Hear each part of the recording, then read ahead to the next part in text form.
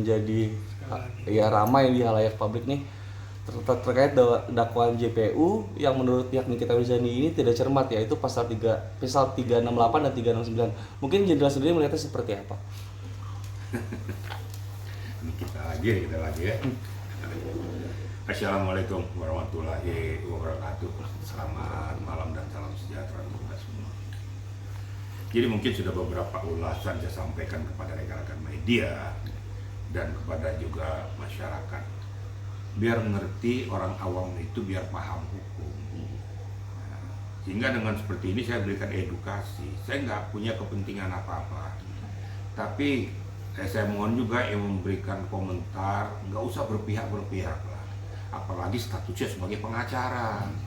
Kan dia kan malu nanti kalau seandainya seorang pengacara sudah tahu dia bahwa itu judulnya A, tapi karena ada tendensinya bikinnya jadi B. Hukum nggak bisa begitu. Hukum itu ya A, B, B sesuai dengan fakta, bukti, data. Itu loh. Kita masuk pada pokok permasalahan ya. Jadi seperti yang sudah saya ulas masalah penerapan daripada pasal dari JPU, orang kan suka berpolemik. Kenapa kok berubah dari 368 kepada 369 ayat 1 Yunto 55 dan TPPU? Nah, kan tadinya kan dari penyidik kan 368, tapi di dalam perjalanannya ada P19, koordinasi antara JPU dengan penyidik. Akhirnya pada saat penyelesaian tahap 2 diputuskanlah bahwa itu pasalnya dirubah jadi 369 ayat 1 Yunto 55. Tapi ranahnya tetap pemerasan. Gitu. Jadi jangan dibilang itu kan pencemaran nama baik, jangan dipotong. Pencemaran nama baik itu berada di 310, 311. Nah, kalau mau kita ujaran kebencian segala macam masuk di pasal 27 Undang-Undang ITE. Gitu. Tidak ada relevansinya kepada pasal pemerasan. Jadi orang selalu berkonotasi bahwa 368 itu bahwa diancam dengan pemerasan. Saya dulu pernah ngomong bahwa ancaman secara halus juga itu pemerasan. Yang penting barang baik sebagian atau seluruhnya sudah berpindah dari seseorang kepada orang lain. Nah, perlu saya sampaikan di sini. Di 369 itu ayat 1 supaya jelas masyarakat ya, bahwa suatu perbuatan tindak pidana dengan cara melawan hukum ya, melakukan pencemaran nama baik dan mempublikasikan jati diri seorang tentang sesuatu hal. Di buntut belakangnya itu ada tujuannya supaya jangan terpublikasi ini ya, dia akan menerima barang, benda, atau uang baik sebagian atau seluruhnya. Nah, kalau seandainya ini nggak diterapkan ya terpublikasi dan cemarkan tentang sesuatu aktivitas seseorang atau kelompok yang mungkin ya membuat suatu langkah tindakan yang menyalahi hukum supaya ini tertutup. Jadi nggak ada yang salah dari JPU itu. Nah, dia melakukannya sudah dengan fakta lapangan. Nah, sekarang perlu saya sampaikan di sini. Kenapa TPPU muncul? TPPU itu muncul itu karena ada pidana asalnya, ya. Melakukan suatu perbuatan tindak pidana untuk meraup keuntungan dengan cara melawan hukum, ya. Kemudian melakukan pemerasan untuk memperkaya diri. Bukan hasil jerih payahnya. Makanya dikenakan dari TPPU. Kalau dari pihak Nikita ataupun kuasa hukumnya Bahmin mengcounter itu atau tidak berterima dengan penerapan pasal itu, bahwa dikatakan apakah sumir atau tidak cermat, itu menurut saya itu hal yang manusiawi. Namanya kan kita berusaha lepas dari jeratan hukum itu, kita memberikan suatu tanggapan, pandangan atau nota keberatan. Makanya di eksepsi kemarin itu diberikanlah nota keberatan itu ya, memberikan tanggapan dengan dakwaan JPU ya, berkali-kali saya menyatakan bahwa itu harus ada data, fakta, bukti lapangan, saksi-saksi yang menguatkan, yang mungkin bisa menganulir, mengamputasi atau memfilter daripada dakwaan JPU. Nanti tinggal hakim yang menilai. Seseorang terdakwa belum bisa dikatakan bahwa dia telah melakukan perbuatan tindak pidana sebelum ada keputusan yang inkrah berkekuatan hukum tetap dari hakim pengadilan. Nah, itu yang perlu dipahami sama kita. Jadi menurut hemat saya itu ya sah-sah saja, ya manusiawi lah. Namanya seorang terdakwa kan berusaha bagaimana lepas dari masalah hukum ini. Dia mencoba dengan kuasa hukumnya untuk mengcounter itu dengan apa yang dia ketahui, apa yang dia alami. Jadi bukti-bukti yang dia miliki bersesuaian nggak dengan dakwaan daripada JPU. Nah, itu yang saya katakan. Inilah namanya fakta persidangan. Kita lihat aja perkembangannya nanti. Ini kan kita belum lihat juga nanti apakah ada tanggapan keterangan daripada pihak Reza. Kan nanti memberikan komentar dia bersesuaian nggak apa yang dilaporkan dengan dakwaan JPU. Mungkin ada lagi saksi-saksi yang lain.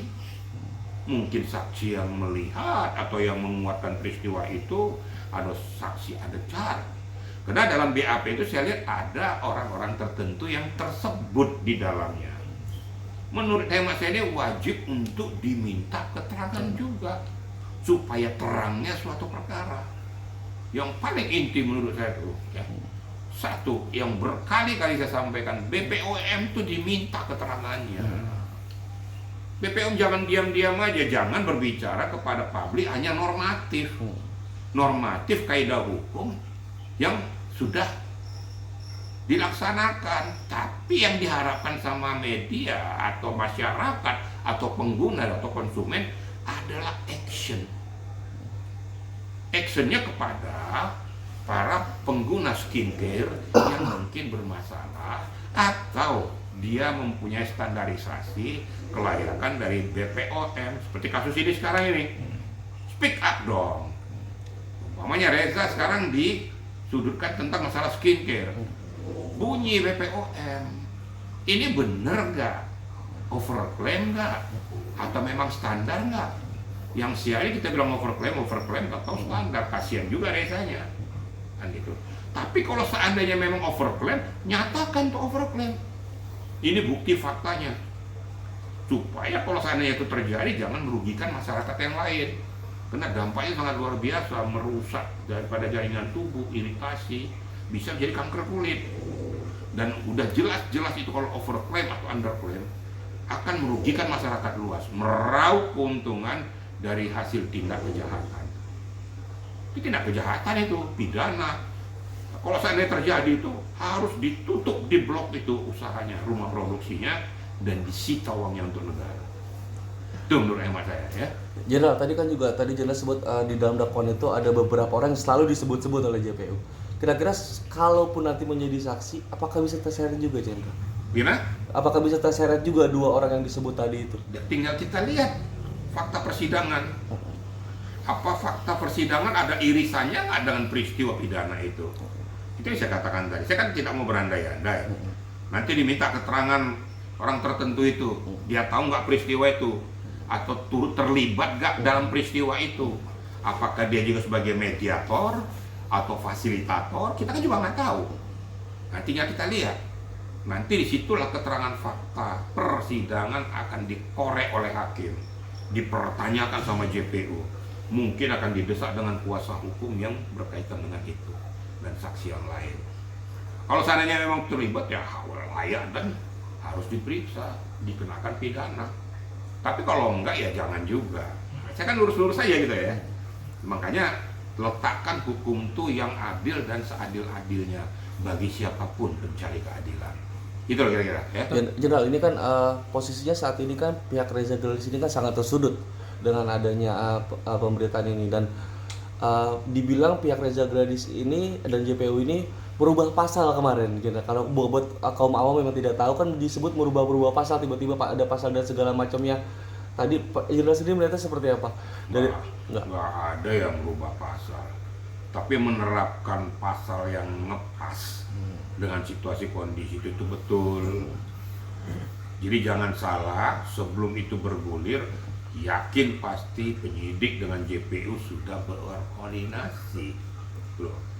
Ya, kalau pihak Reza juga nggak akan merasa tersudut kalau tidak merasa. Nah, jadi ya lihat aja fakta persidangannya. ya perkuat aja data bukti faktamu, saksi-saksimu, keteranganmu kepada pihak pengadilan. Siapa yang bertanya nanti? Mungkin kuasa hukum dari Nikita kan bertanya juga kepada Rezanya atau JPU-nya atau hakimnya. Ya persiapkan aja. Kalau kau memang betul-betul benar, ya ngapain takut? Kecuali kau nggak benar, ngeper, tersudut, nggak ada yang tersudut di sini. Kan ini kan sudah bergulir. Ya nyatakanlah yang sebenar-benarnya. Makanya selalu saya katakan pada Nikita, kamu kan sudah toh jadi terdakwa. Bongkar saja Pandora itu. Nggak usah ditutupi lagi. Biar terbuka dan terkuak tuh semua peristiwa yang terjadi sesungguhnya. Kalau memang menyangkut skincare, buka saja. Kenapa sampai berpindah uang nih? Karena menutupi masalah skincare yang bermasalah. Kan kira-kira gitu nanti buntutnya nih. Nah, bongkar Pandora itu. Nah, dari pihak Reza, pertahankan kau punya skincare. Bahwa skincare itu sesuai dengan standarisasi dan kelayakan yang dipersyaratkan oleh BPOM.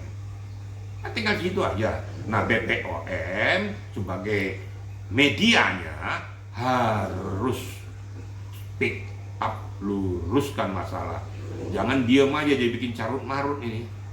Ya, orang awam yang awam hukum ini akan bingung nanti. Yang benar yang mana ini? Gitu. Jadi semuanya harus berbunyi gitu loh. Saksi ahlinya, ahli pidananya, ahli saksi ada chartnya berbunyi, diminta keterangannya. Dan orang-orang yang diduga ya ada irisannya. Saya nggak mau bilang terlibat ya.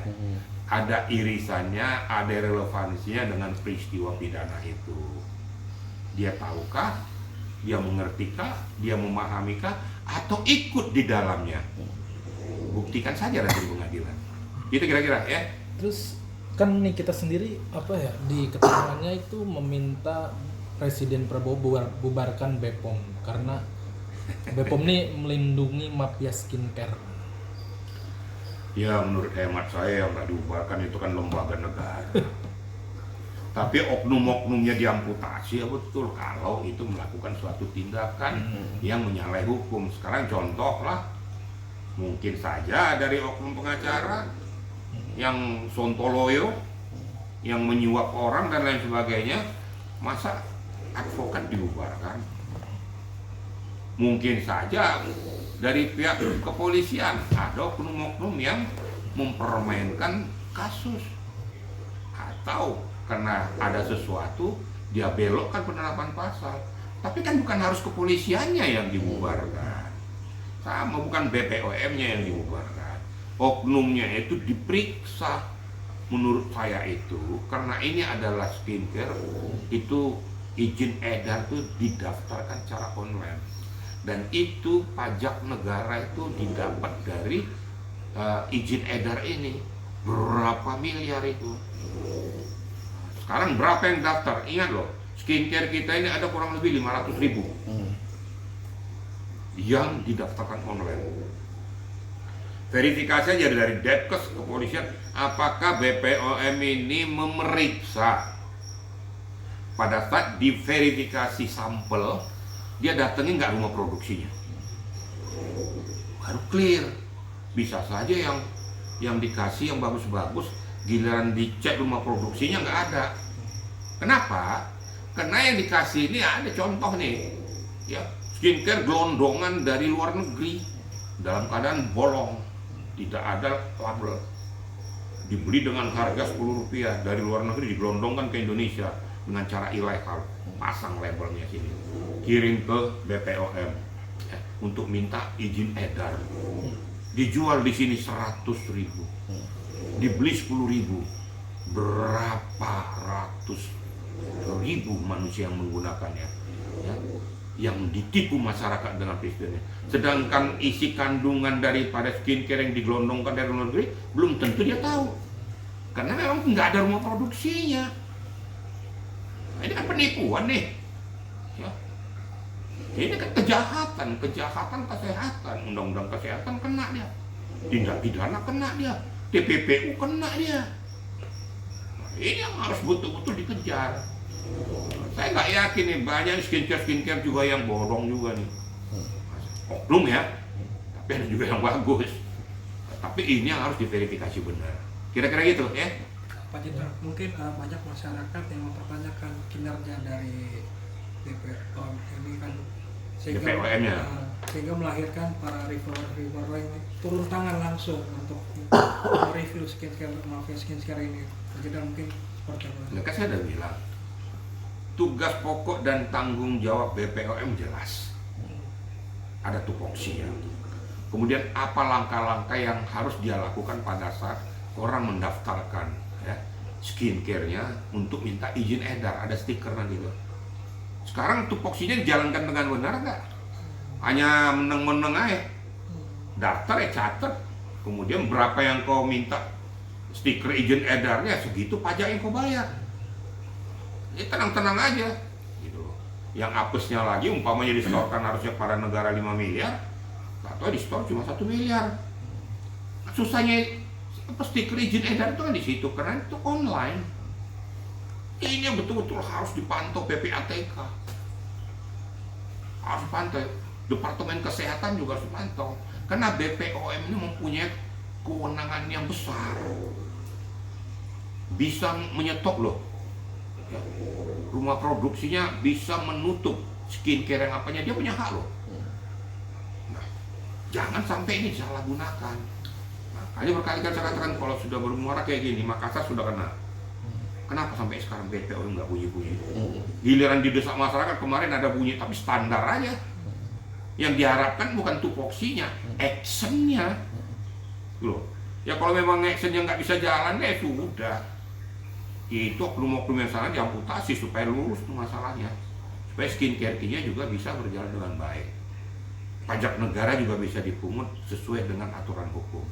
Kira-kira gitu ya.